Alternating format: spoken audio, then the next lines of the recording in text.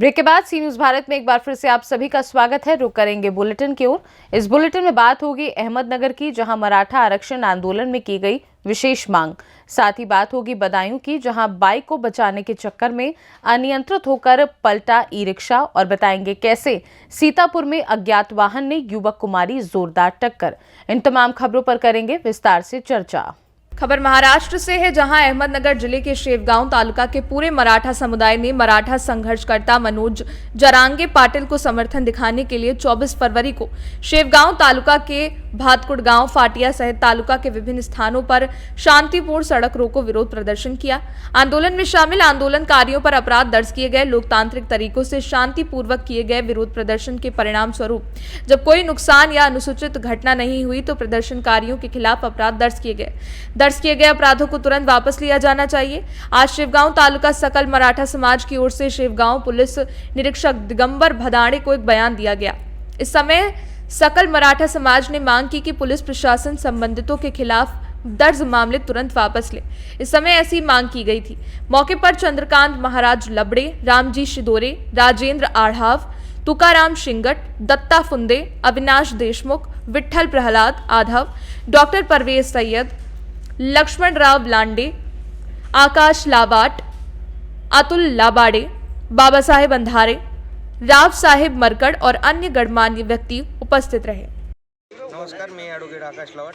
आज या ठिकाणी गेल्या 24 तारखेला जे मराठा आंदोलकांनी रास्ता रोको केला होता भातकुडगाव फाटीवर, त्यांच्यावर बेकायदेशीररित्या पोलीस प्रशासनाने दबावतंत्र टाकून गुन्हे दाखल केलेले। तर आमचं असं म्हणणं होतं की त्यांची बाजू अशी आली ऐकण्यात की रीतसर तहसीलला असेल, पोलीस प्रशासनाला असेल, त्यांनी निवेदन दिले होतं का अशा ठिकाणी या तारखेला आम्ही रस्ता रोको करणार आहोत। तरी त्यावर सुद्धा पोलिसांचं काही म्हणणं आलं नाही की तुम्ही बाबा बसू नका, का तुम्हाला परवानगी नाही आहे का, असं नाही। त्या ठिकाणी त्यांनी रास्ता रोको सुरू केला। ते रास्ता रोको सुरू झाल्यानंतर फार बऱ्याचशा विलंबाने तिथं पोलीस प्रशासन हजर झालं। पोलीस प्रशासन हजर झालं तरी त्यांचं काही म्हणणं आलं नाही। त्या ठिकाणी त्यांनी बागायची भूमिका घेतली। शांततेत असं कुठल्याही प्रकारचं गालबोट न लागता ते आंदोलन पार पडलं आणि ते आंदोलक त्यांच्या घरी गेले असता नंतर यांनी मीडिएशन करून, म्हणजे फार विचार करून पूर्वक यांनी राजकीय दबावाखाली असं आम्हाला भासतं की यांनी गुन्हे नोंदवले। हे दुसऱ्या दिवशी यांना कळलं। तर आमचं पोलीस प्रशासनाला एवढंच म्हणणं होतं की ज्या दिवशी तुम्हाला आम्ही निवेदन दिलं होतं, या मराठा आंदोलकांनी तुम्हाला निवेदन दिलं होतं आंदोलनाचं, त्या दिवशी तुम्ही प्रिव्हेंटिव्ह मेजर म्हणून, प्रतिबंधात्मक म्हणून तुम्ही काय कारवाई केली? तुम्हाला जर आधीच पूर्वी निवेदन भेटलं होतं की असं उद्या आंदोलन होणार आहे, तुम्हाला जर राज्य शासनाचा वरून जर दबाव असेल, तुम्हाला तुमच्या वरिष्ठांचं जर काही गाईडलाईन असतील की असं उद्या काही आक्रमक घटना होऊ शकते, तर त्यावर आपण प्रतिबंधात्मक काय कारवाई केली? तर कुठल्याही प्रकारची कारवाई झाली नाही। या शहरामध्ये अजून एक प्रश्न आहे की अनेक आंदोलनं या इथून मागं हजारो आंदोलन या तालुक्यात झालेली आहेत, यावर कुठल्याही प्रकारचे गुन्हे नोंदवलेले नाही आहेत। अक्षरशः अशी आंदोलन या तालुक्यात बघितलेली की ज्यांच्यावर गुन्हे झाले, आणि गुन्हे अशी की चोरीचे, माफियाचे गुन्हे झाले। या लोकांनी गुन्हे मागं घ्यावं यासाठी आंदोलनं केलीत, तरी त्यावर कुठल्याही प्रकारचे गुन्हे झाले नाही। मग एखादा 75 वर्षापासूनचा उपेक्षित असलेला समाज आपल्या न्याय हक्कासाठी जर भांडत असेल, शांततेच्या मार्गाने, गांधी मार्गाने, अहिंसा मार्गाने, जो मार्ग भगतसिंगांनी, महात्मा गांधींनी, सुभाषचंद्र बोसनी निवडला, त्याच मार्गाने जर ते एखादं आंदोलन करत असेल, या न्यायपालिके पुढे, या शासनापुढे जर न्याय मिळत नसेल तर आपलं म्हणणं मांडत असेल, त्यांच्यावर हा गुन्हे टाकणं हा ही सरळ दडपशाहीचा प्रकार आहे, हिटलरशाही प्रकार आहे। It is an absolute abuse of power. Protesting is a fundamental right of every civilian. प्रत्येक नागरिकाचा आंदोलन करणं, निषेध करणं, त्याचं म्हणणं मांडणं हा लोकशाहीचा त्याचा मूलभूत अधिकार आहे। आणि it is article 19 freedom of speech. कॉन्स्टिट्यूशनमध्ये आर्टिकल 19मध्ये व्यक्ती स्वातंत्र्य, विचार मांडणे स्वातंत्र्यानुसार त्यांना अधिकार दिलेला आहे। त्यामुळं आम्ही सर्व आमचे मराठा वकील बांधव असतील आणि इतर समाजाचे सुद्धा वकील बांधव असतील, शेवगाव बार काउन्सिलचे सर्व सदस्य असतील, यांनी मराठा समाजाला पाठिंबा दिलेला आहे। कुठल्याही प्रकारची फीज न आकारता विनामोबदला आम्ही मोफत यांचे केस चालवणार आहोत आणि न्यायप्रविष्ट मार्गाने आम्ही याला न्याय देण्याचा प्रयत्न करणार आहोत। अहमदनगर से सी न्यूज संवाददाता जयप्रकाश बागड़े की रिपोर्ट। खबर बदायूं से है, जहां बाइक बचाने के चक्कर में अनियंत्रित होकर पलटा ई रिक्शा सवार महिला समेत 4 लोग गंभीर रूप से घायल।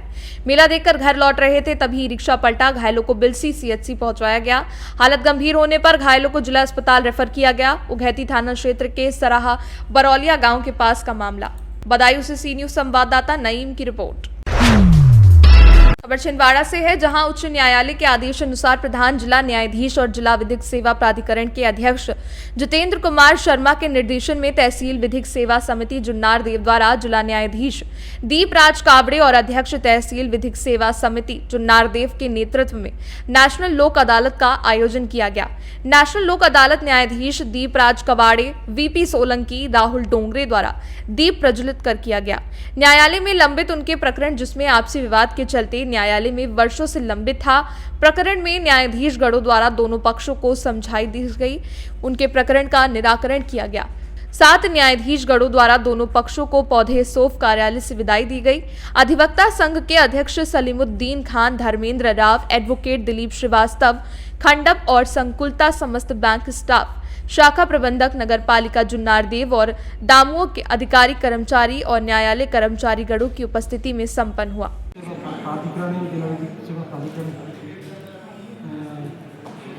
के आदेशानुसार लोक अदालत का आयोजन किया गया था, जिसमें भारी मात्रा में पक्षकार उपस्थित हुए थे और राजीनामा के प्रकरणों का निराकरण किया गया। मेरे कोर्ट से लगभग 21 प्रकरणों का निराकरण हुआ और लगभग 6 लाख रुपये के अवार्ड पास हुए। प्राधिकरण जिला विधिक सेवा प्राधिकरण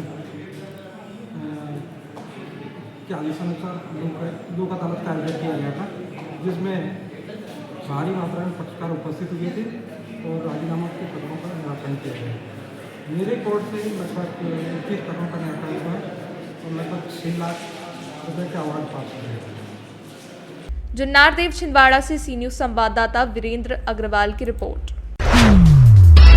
खबर ललितपुर से है, जहां पाली भारतीय जनता पार्टी ने चलाया लाभार्थी संपर्क अभियान। मंडल अध्यक्ष पुनीत चौरसिया ने पदाधिकारी कार्यकर्ताओं के साथ बालाबेहट, बमनौरा, बरोदिया, सेमरा में चलाया लाभार्थी संपर्क अभियान। उन लाभार्थियों से संपर्क किया जिन्होंने प्रधानमंत्री योजना का लाभ पाया। लोगों का कहना है कि प्रधानमंत्री योजना का सीधा लाभ लाभार्थी को मिल रहा है, जैसे प्रधानमंत्री आवास, शौचालय, अन्य योजना, आयुष्मान योजना, प्रधानमंत्री उज्ज्वला योजना, विश्वकर्मा योजना जैसी अन्य योजना का लाभ छोटे छोटे ग्रामीण अंचलों के लोगों तक पहुंच रहा है, जो सीधा लाभार्थियों को मिल रहा है, जिसे पाकर लोग बेहद खुश हैं। हमारा संगठन के आदेशानुसार लाभार्थी संपर्क अभियान चल रहा है, जिसके जरिए हम प्रत्येक लाभार्थी के यहाँ पहुँचने का कार्य कर रहे हैं। हमारे कार्यकर्ता बंधु सभी लगे हुए हैं। यहाँ पे हमारे उपाध्यक्ष जी हैं सैनपाल सिंह बुंदेला। आज हम लोग इनकी बूथ बरोदिया में यहाँ पे आए हुए हैं और लाभार्थियों से संपर्क कर रहे हैं। ललितपुर से सी न्यूज संवाददाता महेश नगाइच की रिपोर्ट। बड़ी खबर उत्तर प्रदेश के जनपद सीतापुर से आ रही है, जहां अज्ञात वाहन ने युवक को मारी जोरदार टक्कर लगने से युवक की मौके पर हुई दर्दनाक मौत। सूचना मिलते ही महोली, कोतवाली सहित कई थानों की फोर्स मौके पर मौजूद। मृतक युवक के परिजनों ने सैकड़ों ग्रामीणों सहित महोली हरगांव रोड पर शव रखकर रोड को किया जाम। काफी मशक्कत के बाद पुलिस अधिकारियों ने ग्रामीणों को समझाने बुझाने के बाद जाम को खुलवाया। मृतक युवक बबलू उम्र 35 वर्ष, निवासी बढ़ैया, कोतवाली, महोली का रहने वाला था। पुलिस ने शव को कब्जे में लेकर पोस्टमार्टम के लिए जिला मुख्यालय भेजा। सीतापुर से सी न्यूज संवाददाता अवनीश की रिपोर्ट। फिलहाल के लिए बुलेटिन में बस इतना ही। वक्त है एक छोटे से ब्रेक का। ब्रेक के उस पार हम आपको और भी तमाम बड़ी खबरों से करवाएंगे रूबरू।